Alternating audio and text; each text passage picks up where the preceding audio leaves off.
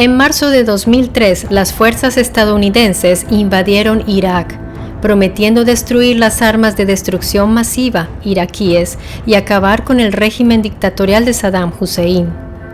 Cuando la inteligencia sobre las armas demostró ser ilusoria y surgió una insurgencia violenta, la guerra perdió el apoyo de la opinión pública. La principal justificación de la guerra de Irak se articuló mediante una resolución conjunta del Congreso de Estados Unidos, conocida como la Resolución sobre Irak. Estados Unidos afirmó que la intención era desarmar a Irak de armas de destrucción masiva, acabar con el apoyo de Saddam Hussein al terrorismo y liberar al pueblo iraquí. Pero hay otra historia, una muy interesante, que se tejió por debajo de todo el show mediático que ofrecieron los medios atentos a los escenarios de guerra que vimos todos en la televisión. ¿Cuál es esa historia fascinante y mucho más interesante que el conflicto bélico? Tal vez hubo un motivo oculto para esa invasión de la cual no se pudo ni siquiera sostener una justificación convincente.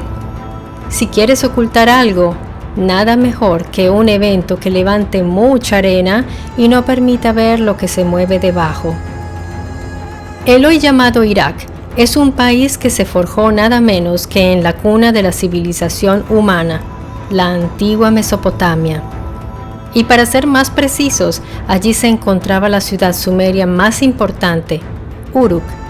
El quinto rey de Uruk, según la lista de reyes sumerios, fue el semidios Gilgamesh, protagonista del relato más antiguo del mundo, escrito hacia el año 2700 a.C. Según poemas anteriores a la epopeya de Gilgamesh, su padre fue Lugalbanda, un rey sacerdote, y la madre de Gilgamesh es la diosa Ninsun. Ella es quien dota de poderes mágicos y una fuerza sobrehumana al héroe Gilgamesh. Gilgamesh es ampliamente aceptado como el quinto rey histórico de Uruk, cuya influencia fue tan profunda que, en torno a sus hazañas, se crearon mitos sobre su condición divina que finalmente culminaron en los relatos que encontramos en la epopeya de Gilgamesh, la cual conocemos hoy gracias a que el rey Asurbanipal la transcribió y gracias a que fue descubierta en 1853 y enviada a Londres. Allí, en 1872, el joven investigador George Smith logró traducir las tablillas y fragmentos del poema. Pero en el 2003 ocurrió algo sorprendente.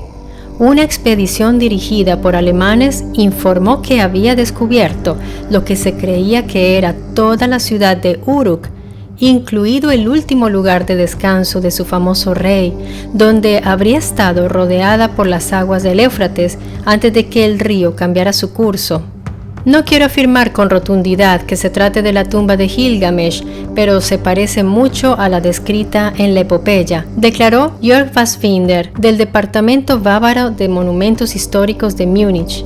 En la historia, registrada en un conjunto de tablillas de arcilla inscritas, se describe a Gilgamesh como enterrado bajo el Éufrates en una tumba que aparentemente se construyó cuando las aguas del antiguo río se separaron tras su muerte.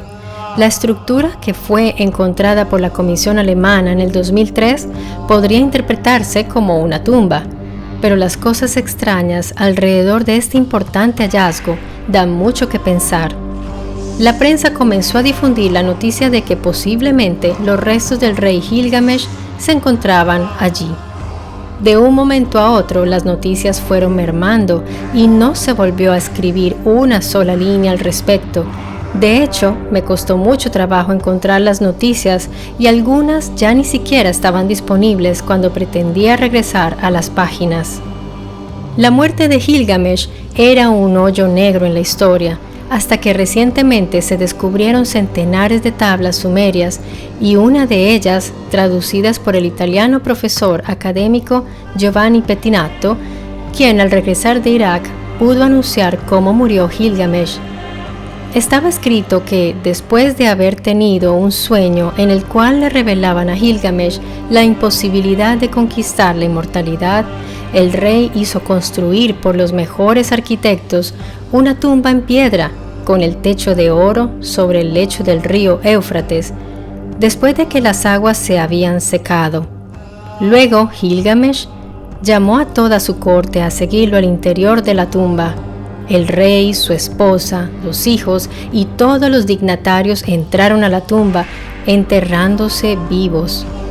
El rey había dado orden de que luego de entrar todos a la tumba, se abrieran las compuertas de un dique, así que murieron ahogados al interior de la tumba.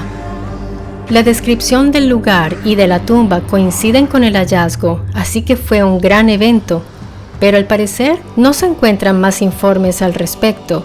Luego del hallazgo arqueológico, todas las excavaciones se tuvieron que detener, pues se anunció la guerra.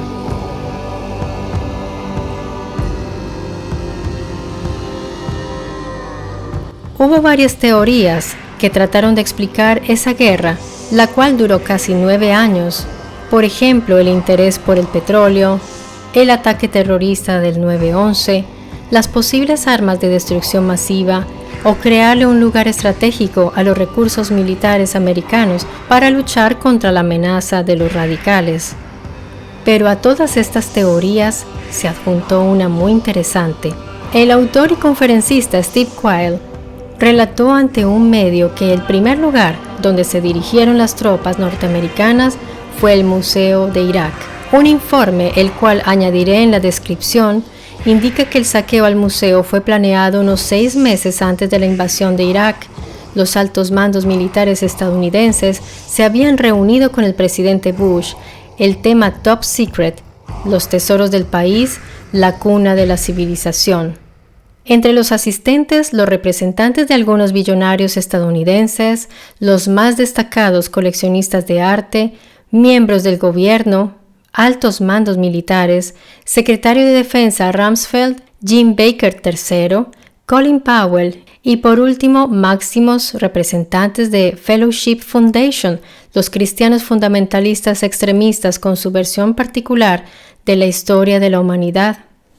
Saddam Hussein había estado invirtiendo muchísimo dinero y endeudándose en unas excavaciones, las cuales debían tener una gran importancia, además de la reconstrucción de la antigua Babilonia. Esos objetos extraídos fueron a parar a las bodegas subterráneas del museo. Justamente allí se dirigieron los soldados en una misión especial. El escritor, doctor en historia antigua Thomas Horn, contó a un medio de comunicación que a las 3 de la mañana recibió la llamada del conservador del Museo Nacional de Irak para entregarle una contraseña temporal de modo que Thomas pudiera entrar a las páginas virtuales privadas del museo y se enterara de algo muy importante. Thomas tuvo la precaución de verificar los dominios y el origen de tales páginas para ver si eran auténticas. Entró con la contraseña que le habían dado. Sus ojos no daban crédito a lo que estaba viendo. Cientos y cientos de imágenes de la invasión militar americana en Irak desde el primer día. Pudo ver que ese primer día el museo estaba rodeado de los soldados armados. Una mujer con la cabeza cubierta al modo tradicional saludó al embajador de Estados Unidos y a los militares, los condujo hacia una puerta trasera prohibida al público y que tenía una gran cerradura.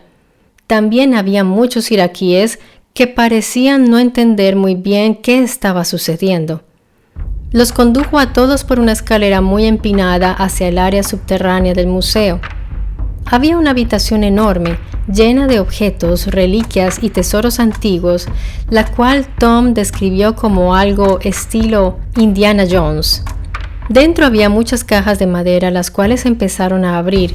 Había oro, plata, objetos que seguramente el mundo nunca ha visto y que Hussein había escondido allí. Máscaras de reyes, joyas reales, tablillas. De repente, el Dr. Thomas notó en las fotos que las expresiones de los allí presentes habían cambiado. Parecía que los soldados estuvieran viendo algo que los sorprendía. Vio que empezaron a abrir unas cajas que él describe como 3 veces más grandes que ataúdes. Él vio que los soldados miraban en el interior de las cajas, pero no extraían nada. Llamaron al embajador, que se acercó, y éste, al parecer, ordenó sellar nuevamente las cajas. Un soldado en cada esquina levantaron las cajas que al parecer eran muy pesadas y se ve que con esfuerzo las subieron por la escalera empinada para luego subirlas en helicópteros de carga que partieron inmediatamente de Bagdad. El doctor Thomas estaba realmente perplejo. Sabía ahora con seguridad que Saddam Hussein había encontrado algo que el gobierno americano quería y fueron por ello. El doctor Thomas no pudo ver el contenido de aquellas cajas, pero a juzgar por los 4 hombres que las llevaban en sus hombros, dice que debió ser algo muy pesado. Encontré en internet el video que estás viendo ahora. Lo traje al canal debido a que se supone que este sería el cuerpo de Gilgamesh dentro de una de aquellas cajas. Sin embargo, me ahorro un concepto ya que no conozco la fuente. Me gustaría que me dieras tu opinión respecto a estas imágenes. ¿Piensas que sean reales? En el 2011, con casi 4.500 estadounidenses y más de 100.000 iraquíes muertos, las tropas estadounidenses pusieron fin oficialmente a la misión militar en Irak bajo la administración Obama. Así que las excavaciones volvieron a retomarse poco a poco, pero se han mantenido una gran reserva. Este tipo de reservas no son nuevas, pues durante los estudios de la Esfinge de Giza, tanto el gobierno norteamericano como el egipcio prohibieron la publicación de estudios independientes. ¿Por qué? ¿Acaso no quieren que se descubra algo más? A pesar de los esfuerzos por acallar el supuesto bulo de los esqueletos gigantes, no podrán esconder a los gigantes que han sido fotografiados con vida entre las personas. En el caso de Gilgamesh, sabemos que tenía 5 metros de altura, característica física debido a que era mitad humano y mitad dios, o sea, un híbrido, tal como lo eran los Nefilim, hijos de los Malakim con humanas. Seguramente la madre de Gilgamesh era una Anunnaki, así que no debe sorprendernos su fuerza y estatura.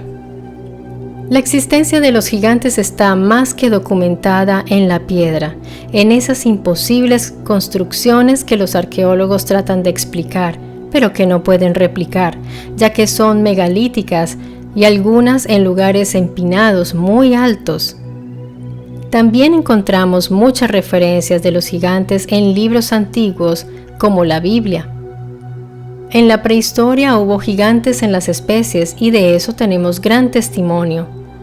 Plantas, mamíferos, reptiles e insectos enormes. Pero la arqueología oficial no aceptará públicamente la existencia de aquellos gigantes humanos consignados en la historia de pueblos de todo el mundo. Afortunadamente, aún hay rezagos de esa característica en seres humanos vivos que conservan todavía esa herencia que nos indica que sí existieron y que aún siguen existiendo.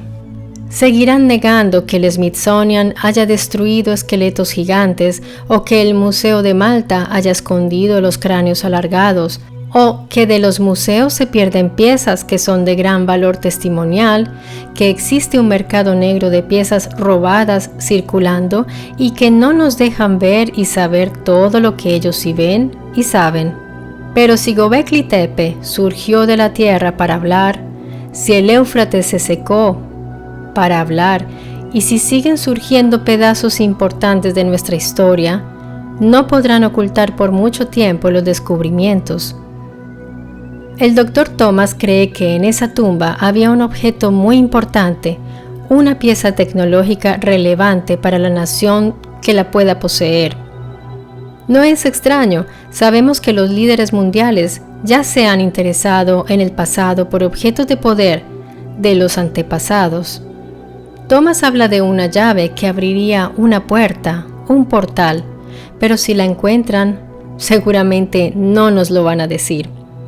No sabemos cómo se han obtenido muchos conocimientos tecnológicos en los últimos tiempos.